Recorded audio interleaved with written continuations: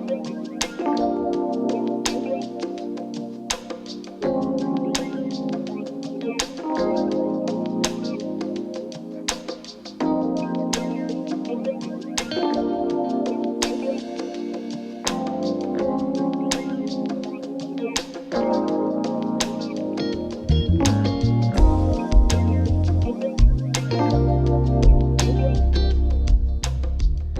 you guys, welcome back to my channel. My name is Candace Sinclair. If you are new here, welcome. If you're a returning subscriber, welcome back. So in today's video, I'm actually going to be doing a wig review slash demo. I'm actually going to be dyeing a hair using the watercolor method. I've never dyed a wig before, and I also have never done the watercolor method as well. So it was definitely a struggle. This is definitely a trust the process type of video, but just know that all throughout that process, this is what came out of it. This hair is from Allove hair.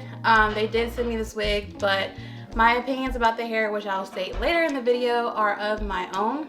So don't ever get it twisted, okay? If you haven't already, definitely subscribe. Give this video a like so I know that you enjoy these type of videos. But without further ado, y'all, let's go ahead and hop into this video.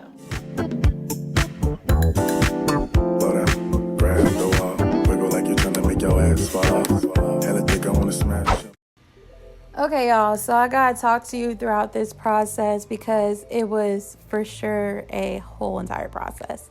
So like I said, I got this hair from Allove hair. They were kind enough to send me their deep wave 5x5 closure unit. And in the wig, there are two combs towards the front. There is one in the back along with adjustable straps.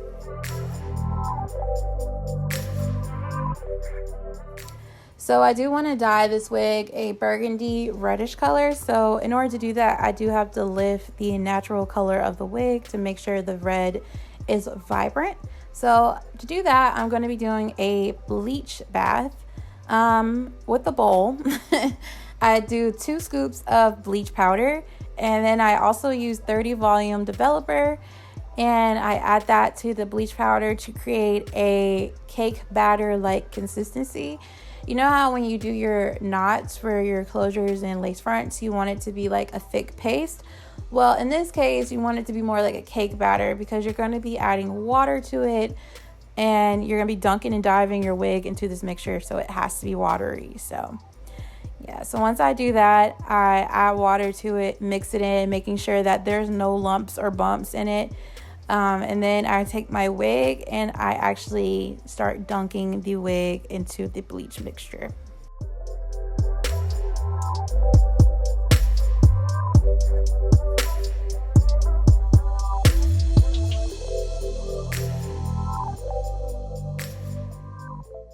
One thing to keep in mind is you want to cover all areas of the wig. Like, you want to make sure the bleach is everywhere. You want to saturate the wig in the bleach. And I also make sure I'm doing that by brushing it through with an actual brush, as you'll see shortly. But I'm just trying to make sure that every part of this wig is hit with some bleach because you want the color to be consistent.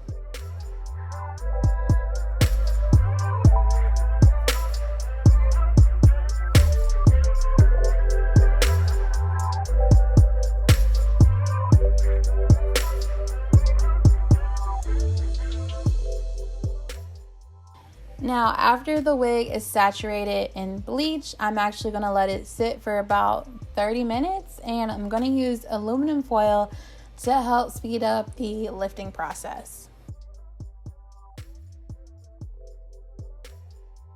I also periodically come and check up on it just to make sure the wig isn't, you know, looking crazy. So this is what the wigs look, So this is what the wig looked like after 30 minutes of lifting. I actually did like the color. But I was like, no, Candace, we came here to dye a wig red, not brown, not to bleach it brown. So anywho, I rinsed out the bleach, and I actually bleached the wig again because I really wanted the wig to be light so that the red color would be very vibrant along the wig. Also, I have a question.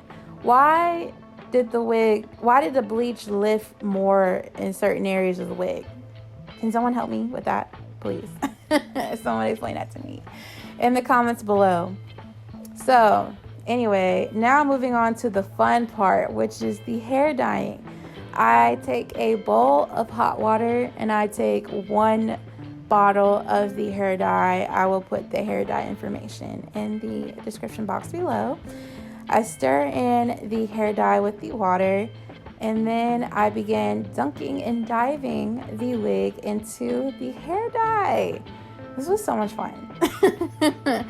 Like, I understand now why y'all like to do this. It's like arts and crafts, but with wigs, with lace fronts wigs. I love it. So yeah, I made sure not to let the lace sit too long in the hair dye. I also messed up and forgot to spray the lace with Got2b glue, because Got2b glue, it helps guard the lace from tinting, because as you're gonna see, I actually did end up dyeing the lace as well, which is really, really freaking annoying. But I'll show you how I fixed that. So I was dunking the wig for about 10 minutes. I was just trying to make sure it got everywhere.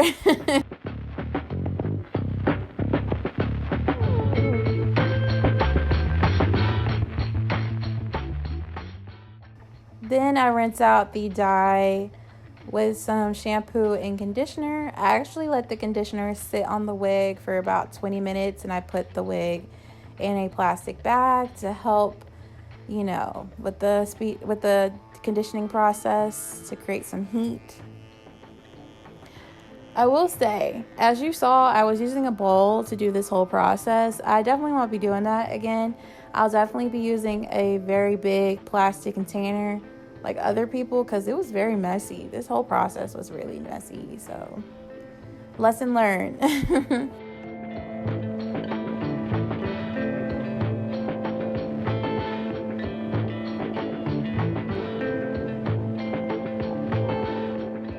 Alright, so as you can see, the lace was dyed as well. Annoying.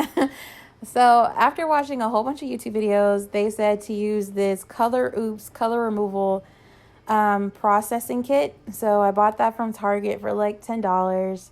And I follow the instructions on the box. However, I just don't use as much product as they say to use, because I'm only putting it on this, you know, little chunk of lace. I'm not putting it on my whole entire head. And I actually had to do this like 2 to 3 times, because as you're gonna see, it was not trying to come up off this lace. Like, I had to do it like 3 times in order for the color to come off the lace. It was so frustrating.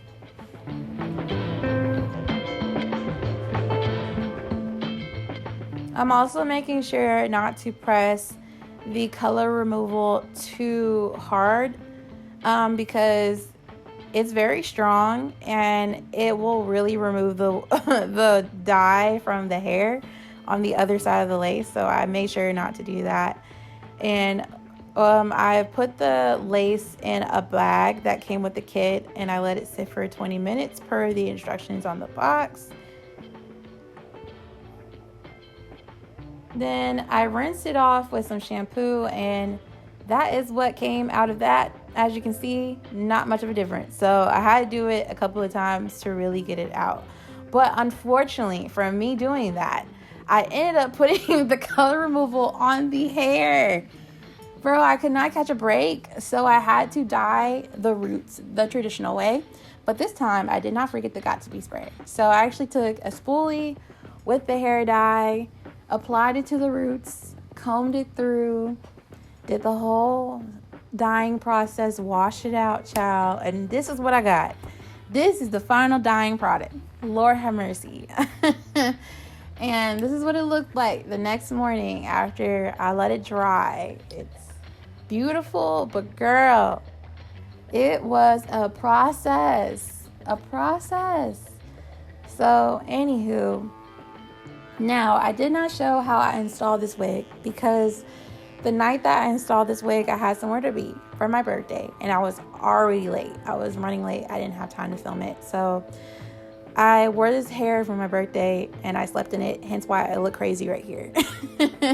But I am fixing it. I'm fixing it.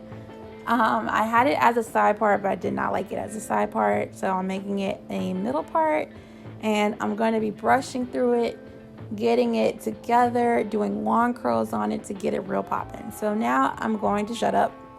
I'm gonna let y'all enjoy the video.